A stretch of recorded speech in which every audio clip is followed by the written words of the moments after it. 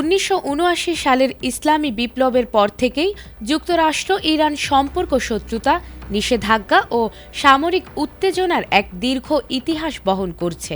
পারস্য উপসাগর ঘিরে যুদ্ধের দামামা বেজেছে একাধিকবার। নৌযান আটক থেকে শুরু করে ড্রোন ভূপাতিত করা, পরোক্ষ সংঘাত ও প্রতিনিধি যুদ্ধের মধ্য দিয়ে বারবার উত্তপ্ত হয়েছে মধ্যপ্রাচ্য।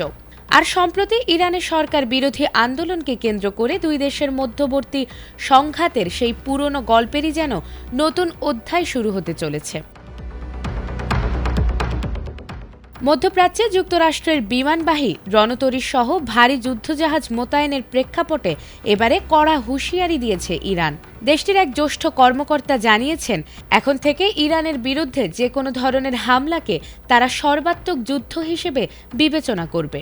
শনিবার নাম প্রকাশে অনিচ্ছুক ওই কর্মকর্তা বার্তা সংস্থা রয়টার্সকে আরও বলেছেন, তারা আশা করছেন যুক্তরাষ্ট্রের এই রণপ্রস্তুতি প্রকৃত যুদ্ধের জন্য নয়, তবে তাদের সেনাবাহিনী সবচেয়ে খারাপ পরিস্থিতির জন্য সম্পূর্ণ প্রস্তুত।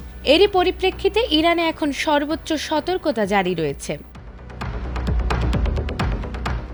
তিনি আরও স্পষ্ট করে বলেছেন, ছোট বা বড়, সীমিত অসীমিত, সার্জিক্যাল কিংবা আকাশ হামলা, যে নামেই ডাকা হোক না কেন, এবার আর ইরান সংযম দেখাবে না।